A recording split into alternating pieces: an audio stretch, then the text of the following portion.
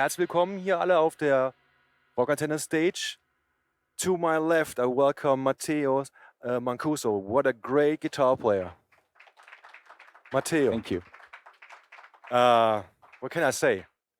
I've seen you on Friday night, I've seen you on Saturday night, and I was blown away by your skills, your tone control, your passion. And yesterday evening, you even grabbed a Jeff Beck song and made it yours. Thank you so much, man. Man, cause we ended as lovers, I had Yeah. goosebumps. Oh, thank you. Wow. I mean, that's a monster to capture. Yeah, it's probably one of my favorite tunes from Jeff. I mean, Wow. Okay. yeah, so it was kind of a tribute, and I do tribute all the time in my concerts. You know, I also did a cover by Alan Holdsworth, Fred. Alan is also one of my favorite players, and I basically always do "Cause We Ended" because you know it's the ballad situation. Wow. It's very good, yeah. So how does it feel on this special occasion of Guitar Summit to share stage with so many other badass guitar players like Phil X, JJ Nichols, I mean, or Thomas Blug or whoever. How does it feel to share stage with them? Well, first of all, you have so many inputs, you know, because they have so many great ideas, and you want to, you know, in a way, take those ideas and make yours. And, you know, I always do that when I listen to players I like. So it was kind of like refreshing to my ears in a way because I was hearing Jared playing, and he has a completely incredible style. He plays with fingers too, but he has a completely different style Totally, from yeah. mine. Yeah, but I totally dig it, man. It was ferocious. I mean, like Jared, the concert Jared did was incredible, and Andy Wood also is one of my favorite players from the Wow, new yeah, generation, yeah. let's say. And yeah, it was incredible. Felix, I mean, like the most rock and roll guy you could ever met. And yeah, I really liked it. I feel like uh, incredibly inspired by all of that, and I really like the Guitar Summit in general. Way more quieter than the NAM show. Oh yeah, it Yeah. is. And so you relax your ears a lot in the afternoon and the morning, of course, because you don't hear like amps at 10 and all of that. And then at the night, if you want to hear concerts, you have the big stage. So I think it's perfect like that. Yeah, Concert hall here is amazing. The Mozart Saal, yeah, I think it sounds amazing. yeah. It sounds amazing. It's a really big hall. I don't know how many people were last night. I think maybe almost 2,000. Maybe I don't really remember. Yeah, probably. I haven't any official numbers, but I guess so. Yeah, Yeah. yeah, because they opened the balcony yesterday. Yeah, there were people also. Yeah, Yeah, yeah, on that's that was different to the Friday yeah. night concert. Yeah. So let's dig a bit in your musical upcoming in the time when you were even younger. That you're still young. You started very early, and your talent has been discovered very early. And with what kind of music have you been gotten in touch when you started playing guitar? Well, the first influences were pretty much rock driven, let's say. I started first of all when I was about 10 years old, and my father is also a guitar player. I was just So gonna say your father's a great guitar player. yeah. Yeah. So he kind of introduced me to this guitar world and music world in general. And I should say the first big influence was Jimi Hendrix. I mean, it's still one of my favorite players. I have like my cover is basically Hendrix. Ah, there you So go. yeah, Wow. and you know, uh, it was basically the first big influence. Like the first tunes I learned with the guitar were Hendrix tunes. So and then I discovered, of course, Deep Purple, Led Zeppelin, AC/DC a lot. That's interesting. Okay. Yeah, so I pretty much, you know, back when I started, I was really rock blues driven. Yeah. And my father also played some classical guitar at home. So I began to be interested to like the classical players sometimes. And the So first, let's stop at that point a bit. yeah, Um, did you already play with that very special technique yeah. coming The from the funny classical thing part? is that I started playing electric guitar, but with fingers, because I always saw my father playing classical at home, and I just thought that every guitar was meant to be played with fingers. Okay. I didn't know that you should use a pick for electric and fingers with classical. I Okay. didn't know about the difference. So I started like that. It was more like a bass technique rather than pure classical technique.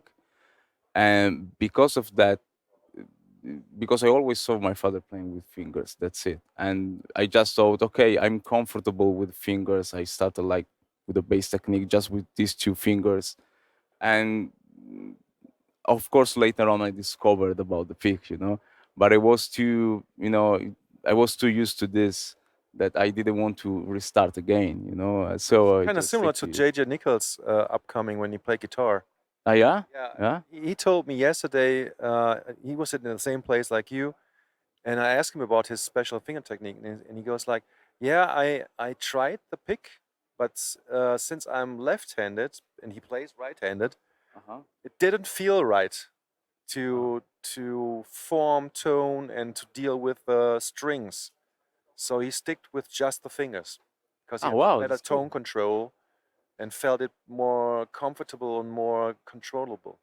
Oh, wow, didn't know that. Yeah. Me neither. Oh, So wow. let's go back to your Yeah, upcoming. as I said before, the first influences were pretty much rock driven. So, and I still listen a lot of people like Jeff Beck also was one of the first influences. Richie Blackmore a lot, and then I discovered all the guitar players from the '80s. And the first one was Van Halen, and Eddie was a game changer for me. The first time I heard Eruption was like mind blowing, and I started to try to have a similar sound to him, let's say. So, Did you work with a tremolo? Start working with and a tremolo? not too much because I really like the humbucker sound, and the guitar I had at home with the humbucker were without the tremolo. Ah, okay, I see. So I just stick to the humbucker guitars because one of my favorite guitars is still the Gibson SG, and I had I think for my 14th birthday my father gave to me this Gibson SG, and I was the like Wow. happiest person ever because I Wow. was a really big fan of Yeah. AC/DC. Still, I am, of course, but at the time I was hearing only like AC/DC songs for all day, basically. And Van Halen was the pretty much the first shred influence. Let's say was the first one that I heard something, and I realized, okay, I have no idea how to do that, and that was mind blowing to me because at the time. Uh, there was YouTube, of course, there was Facebook and all of that, but it didn't really get started like it was not like today that there is like tons of information Yeah. available. YouTube Yeah. was starting out. And to me I was like maybe 12 or 13 years old. I don't really remember when I discovered Van Halen, but it was like immediately after the start, I mean. And then of course I started to listen more like jazz fusion oriented players in my later years, and it was because I started studying a little bit of classical guitar when I was in high school, because electric guitar wasn't available in high school, so I was forced Forced to choose the classical guitar. to switch the subject. Yeah, yeah, and I wasn't a really good student actually. I really hate the classical guitar Well, in the that's first surprising to years. me. Yeah, it's strange, sounds strange, but I didn't want to play the classical pieces because I was always playing alone. And when you play classical guitar, it's pretty much alone because it's not an instrument that is on an orchestra, for example. It's not an orchestra instrument. So because of that, you pretty much play a lot of time alone, especially Mhm. when you are studying it. And I didn't like that. I always liked the idea of interacting with other musicians, and that's why I prefer electric guitar over the classical, because you interact more with other musicians. I really like to play with the rhythm section, with the bass and the drummer. Yeah. So that's why I later on decided to concentrate myself on electric guitar. Also because I really like to play in distortion. It's so much fun, man. Oh, it is. And because of that, I consider myself primarily an electric player rather than a classical player. Yeah. But I borrowed a lot of things from classical guitar. But the first like 2 years of high school, I wasn't really a good student, and That is surprising to me because, as a matter of fact, after high school, you joined the Berkeley School of Arts. Is that right? Music. no, actually, I won the scholarship for the Berklee College of Music. You even won it. Yeah. Yeah, but I didn't go there because I already started the conservatory in Palermo. Ah, okay. So because I already started there. I didn't want to change because I really found myself really well at the conservatory. I was lucky because my jazz guitar teacher is a really good jazz player. Okay. So because of that, I didn't really felt the need to change and go to Berkeley, even if I want scholarship. And also because there was a sorry, No problem. also because there was a money problem back in the days. Even with the scholarship, it wasn't really affordable for my family to go there because it was Yeah. a partial scholarship. And also because of that, I chose to not go to Berkeley. But I think it wasn't a really big deal because I learned so much at the conservatory in Palermo. I found myself really well, even with the people, with the musicians there. So Dude, you're it here was at really Guitar good. Summit right now, Oh yeah. blowing everybody's roof off. Mm. Thank you. So you made something right, for sure. Thank you so much. So yeah, that's pretty much I think my story. It started with rock blues vibes, then classical guitar a little bit, and it helped me a lot with the technique, of course.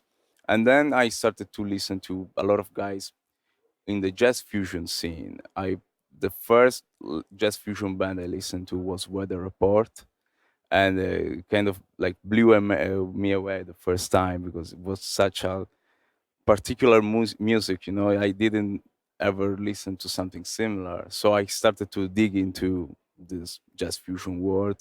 Bands like Chicoria Electric Band, Tribal Tech, Mahavishnu Orchestra, also, and of course all the guitar players in it. So John McLaughlin, Scott Anderson, Frank Gambale, of course, and especially one that stuck to me was Alan Holdsworth. And the funny thing is that the first time I listened to Alan, I didn't really get it. I was like 14 years old or something. I remember I listened to Tokyo Dream. Is one of my favorite tunes from him, and I didn't really get it. I think it was too advanced at the time. Then I listened to him again when I was like 18 or 19, and I said, okay, wow, this is mind blowing. It's something I can't understand now, kind of, but it was incredible. So Alan Osborne, like, I knew Alan Osborne since the start, let's say, but I started to like him more and more the more time passed by. Yeah, I know what you mean, with the difference that I still don't understand what Alan Holdsworth did, but it's amazing for sure. yeah, it's mind blowing for sure. Yeah, yeah. You mentioned the SG or the SG type guitar. As a matter of fact, you're with Yamaha guitars and you play Revstar, which is a really good guitar as well. And you play so well on it. So can you tell us some behind the scenes story about how you got together with with Yamaha and play Revstar? Well, yeah. First of all, it started.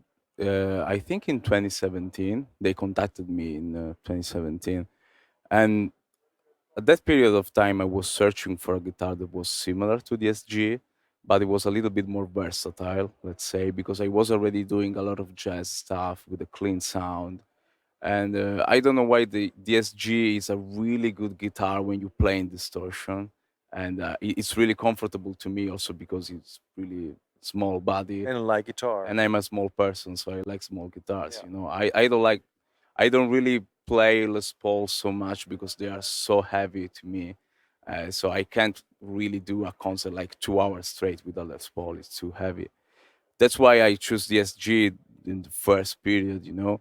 But I was already learning a lot of jazz tunes. I was listening to some of my jazz influences, people like Wes Montgomery, for example, or Joe Pass, and even like more modern players like Pat Metheny or George Benson, let's say.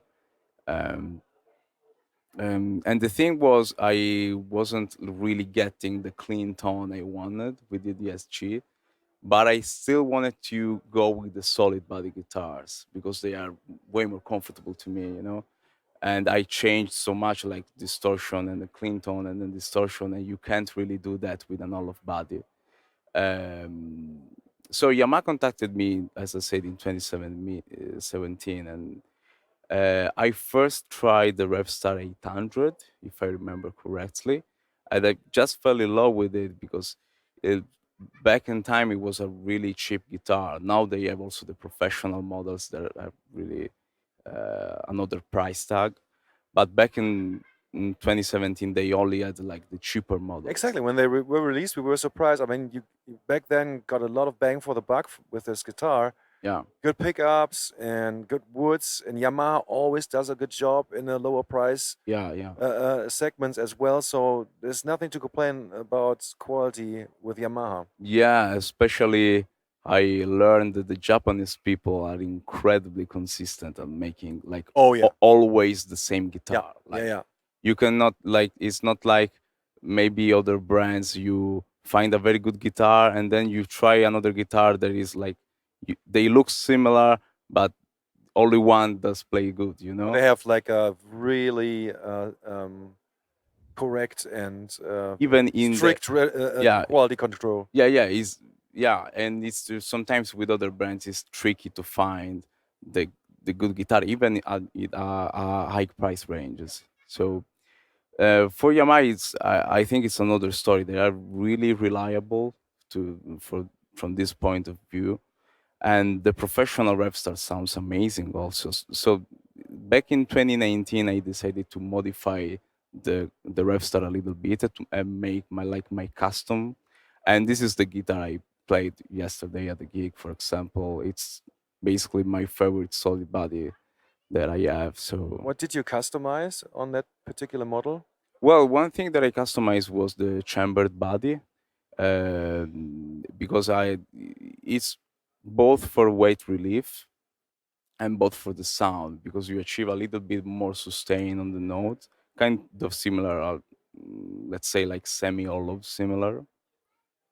Um, and then of course I changed the pickup selector. I have a 5 switch pickup selector, so I Ah, can okay. also split the humbuckers to achieve like Okay. let's say a Coil single splitting coil sign. option. Yeah, yeah, Mhm. coil splitting option. Locking tuners because I'm a really lazy guy. I don't want to change my strings very Makes often. perfect sense. Yeah. So locking tuners was the way to go. And then it's pretty much regular rep style. I just choose the colors. I really like gold, so gold hardware, and that's it. Yeah, What kind of string gauge are you playing? And maybe as well brand. I usually play tens. If I have to play short scale guitar, I prefer tens. If I have to play like Fender kind of Stratocaster stuff, maybe nines. I prefer nines sometimes. For example, with the Pacifica, is the basically the Stratocaster of Yamaha. Yeah, right. I normally use nines. With the Revstar, I use tens, and you always use Doggle strings as a brand. Yeah, Ah, okay. yeah, yeah. Usually the nickel steel model. Yeah, Okay, cool. Yeah, it's asking about the string gauge is for some guitar players just a practical thing, but others are almost religious about it. yeah, yeah. And it's interesting how thick and or thin the strings are, at least for me. It's a nerdy question, I know, but gotta ask it. So since we're nerding right now, how about amplifiers? What kind of amplifiers do you prefer, or devices, or whatever? Yeah, I think from the start, because as I said before, I'm a really lazy guy. I didn't want to bring an amp with me from the start. So I even before Line 6 and Yamaha, all this Yamaha thing started, I was really interested into amp modeling simply because it was, of course, reliable on a live setting, and I didn't Sure. want to bring an amp with me. That's it. But I really like the sound of amps, of course, and my father has a good collection of amps at home, and one of my favorites is for sure the JCM 800 Marshall. Oh yeah. And Now welcome to my world. Okay. yeah, yeah. So there are a few guitars that I recorded with the Marshall, like mixed up and all of that on my first album. But most of the recordings are actually done with digital. And sometimes me and my father is first of all an analog guy. It's like the opposite of my world, basically. Mhm. But sometimes we do tests, especially audio tests, most of the time, and we compare the analog part to the digital world, and we have fun like that sometimes, because he's also a producer, so he's interested in this kind of stuff. And sometimes if we record properly the amp and then the digital, sometimes we don't even know the difference if it is recorded properly. So I think that right now the digital stuff reached the level where you can't really tell what is the analog part and the digital one. So right now the level is incredibly high. There's the quad cortex stuff. There is incredible fractal is incredible as well. Line 6 is amazing. It's a matter of, I think, finding your own way to play live also, because playing live and recording are two different things for me. Totally. Yeah. Yeah. So if if I have an amp on a recording session, maybe I can try to record with an amp. But if I'm playing live, man, I mean, it's so much comfortable to play with digital, you know. Totally. What kind of device did you use yesterday and the day before here? I use the Lane 6 Helix. Ah, okay. Yeah, Well, that's yeah, a good one. Yeah. yeah, yeah. Especially after the firmware updates, because they constantly update the firmware, and the cabinets, the simulation of the speakers became better over time. So it's a really good machine, and plus it's very, very easy to use. You can learn basically how it works in 1 week, and you're good to go. Yes, that's correct. Yeah. Um, and then about my sounds, I use various amp simulations, of course. I really like the matchless sounds. Of course, are the simulation. I don't have a matchless at home, but whenever I have a matchless simulations, I tend to like it a lot. Okay. And yeah, so matchless for distortion, and Princeton reverb for clean. It's usually That's a good like choice. the sound I used Yeah. yesterday were pretty much this Well, one. your song was huge. Thank you. Very transparent, gotta Thanks. say. Yeah. Yeah. There's another thing that I figured was equipment-wise interesting. Though you are a Yamaha guy, um, I mean your YouTube channel is huge. You got like let's see, 250,000 subscribers. 250,000 Abonnenten bei YouTube. So I discovered this one video where you played a really interesting guitar, and I remember the name is Bachi Guitars. Is that right? Yeah, yeah, that's right. It was a freaking ass guitar. Can you tell us something about that guitar? Yeah, first of all, it's a baritone guitar, so I was able to get a deal with Bachi and both Yamaha, because Yamaha doesn't do baritones, Oh, so you lucky it bastard. wasn't in clash with Yamaha, it wasn't clashing with Yamaha. So I really like the Bachi baritone, especially for the rhythm guitar parts, and I recorded some of them on my album.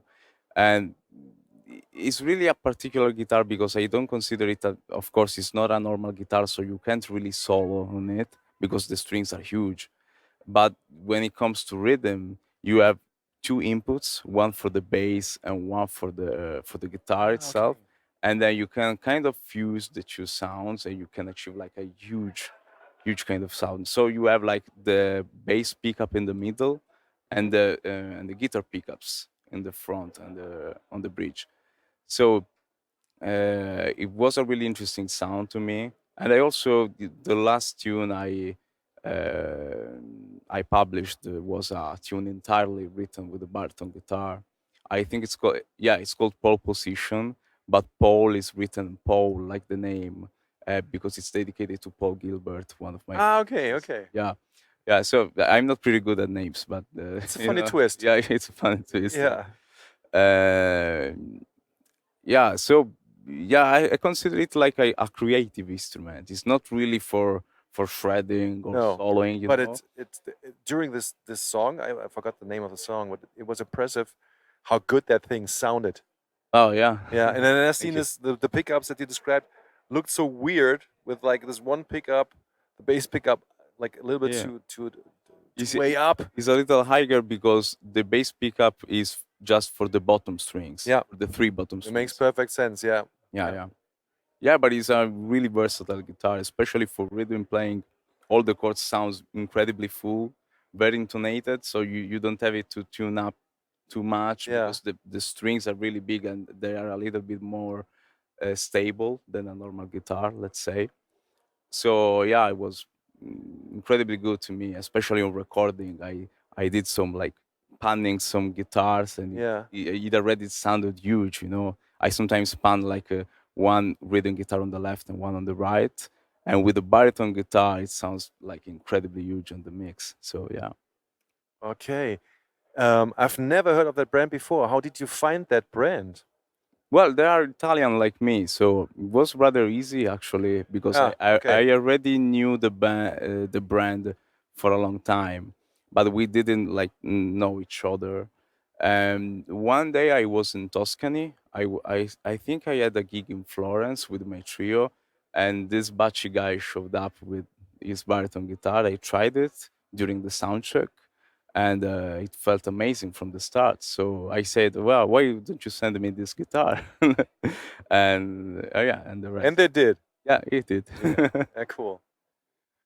So, since you are a digital device guy, probably the question after if you're into pedals and effects is obsolete. Well, I'm not really into pedal or effects because I don't have the knowledge. Because once I got used to have like an all-in-one pedal board, like amp and effects in there, I didn't really felt the need to like knowing other stuff, you know. So I'm a pretty simple guy. I don't want to concentrate myself on gear. In the moment I have a sound that I like, that's it. I just want to practice recording. You know, I don't want to deal with the gear. And I'm not a gear nerd, I guess. So yeah, Oh, you guys got a good guitar and a good baritone guitar. yeah, yeah. Maybe that's all one guitar player needs. Yeah, basically, yeah. Okay, hat jemand von euch noch eine Frage an Matteo? Möchte jemand noch eine Frage stellen zum Schluss? Anybody a question to Matteo Mancuso? All right, grab the microphone.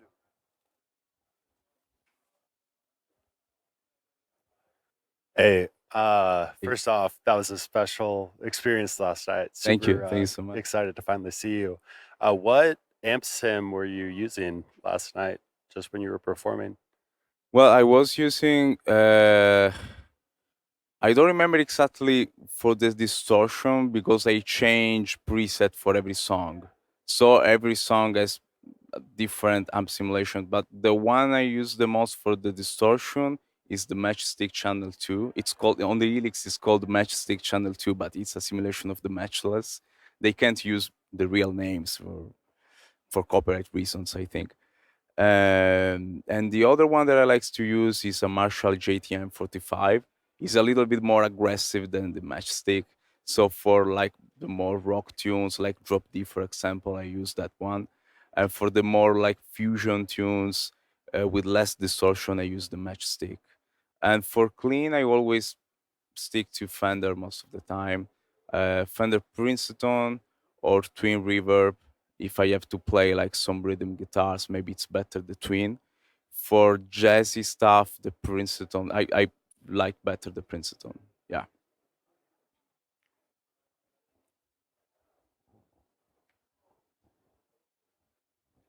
Yeah, totally agree about yesterday's performance, which is like Thank you. straight for Van Halen. Thank you so much.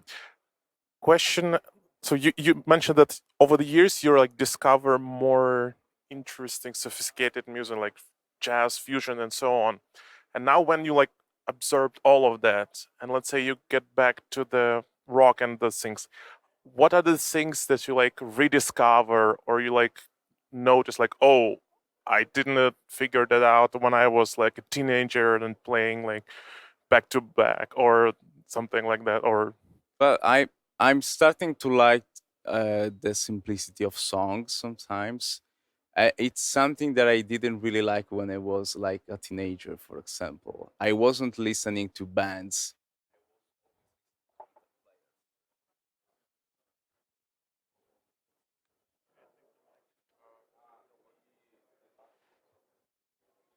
Oh, Can I use yours? Let's see. Okay. Can you hear me? Okay, better. So I was saying back when I was a teenager, I was only listening to guitar players. So let's say that now I kind of sometimes force myself to listen music where the guitar is not the main protagonist. Let's say so less guitar oriented music. Oh, thank you. So yeah, less guitar oriented music and like just music, even if there's not the guitar in it. And I try to listen it. And for example, there's a band from LA called Nowhere. And there's this guy Luis Cole on the drums that I really like this band. For example, there's no guitar in there, but it's incredibly interesting. Or people like Jacob Collier, for example. I really like Jacob Collier's music. Sorry? Dirty Loops, yeah. Dirty Loops are incredible as well, yeah. So I'm starting to like music. The more time passed by, I try to listen music where the guitar is not the main protagonist, let's say. So I start to dig more this kind of stuff rather than the teenage years was like Paul Gilbert, Malmsteen, Steve Vai, and pretty much only guitar players. Yeah. So yeah. So first and foremost, thanks for giving the fans your time this weekend. I think I have 3 photographs with you this weekend, so I'm not stalking you, honestly. But obviously, I've followed you so far. What are your plans for the next 12 months? Are you going to do another UK tour, another album? What's have you got a plan? Well, yes, I don't always follow my plans, but I have a plan for sure. Um, I think the most important thing for me right now is to release another album. So I'm working on some new original material. So this is the first goal for me, and then I think I would like to go again in UK because I really like London also as a city. So I would like to go there, of course, again. I would like to play m- new tunes for the concerts because this repertoire is actually very old. Because I wrote the tunes many years ago, but the album came out last year. But actually, there are some songs that are like 5 years old, So I starting to like bore myself sometimes. Okay, I have to do drop D, really? Like, and yeah, and because of that, I really feel the need right now to writing some more new stuff. This is the first goal for me right now. Yeah, thanks. Ciao Matteo, I'm from Ciao. Italy. And you mentioned before the baritone guitar. I am a fingerstyle acoustic guitar player with the baritone. And have you ever tried to play the acoustic guitar, the baritone acoustic guitar? And what do you think about the fingerstyle scene in Europe, like Mike Dawes and other guitarists like him? Yeah, first of all, I actually never tried to play an acoustic baritone guitar. I only played electric baritones actually. And the thing is, for me, it's a little bit more uh, hard to play the baritone because the strings are, of course, way bigger than the normal guitar. So I think that for a fingerstyle player, the main problem is that you consume your nails in a faster way with the baritone. And but that's why I think most of the time with the baritone guitar I do more rhythm things rather than soloing, so they don't consume too fast. So I try to not play too much with the baritone if I have to record, for example. Talking about Mike Dawes is actually one of my favorite fingerstyle players, you know, and I really like his originality because let's be honest, there are too many copies of Tommy Emmanuel out there, you know, and there will be only one Tommy Emmanuel, you know, even if you play tunes better than him, but he's the original one, you know. And I really liked Mike because he did finally something different on the fingerstyle scene. He's more like percussion based and FX based, and it's something it works really well with Tommy, I think, because you cannot like if you have like a guitarist that is similar to Tommy on the same stage, people will eventually get bored. You know, they want to hear different players on the same stage. So that's why I think Mike is the perfect fit for Tommy, and I think it's one of the reasons they work together also. Yeah, I think that's it. Yeah, I think for that kind of style, you need to have acrylic nails. I don't think that real nails can stand that kind of percussion based stuff. So I think also for me these three nails are actually fake nails. These three are acrylic. This is the only natural one because it doesn't consume too much. So for fingerstyle players, I think both if you want to play acoustic and electric especially, you need to have acrylic nails. Yeah. Did that answer your question? Okay, guys, time's up. Give it up for Matteo Mancuso, Thank please. you. Thank you so What much. an amazing guitar player. My name is Marcel Tenet, and we'll have a short break and be right back in a bit.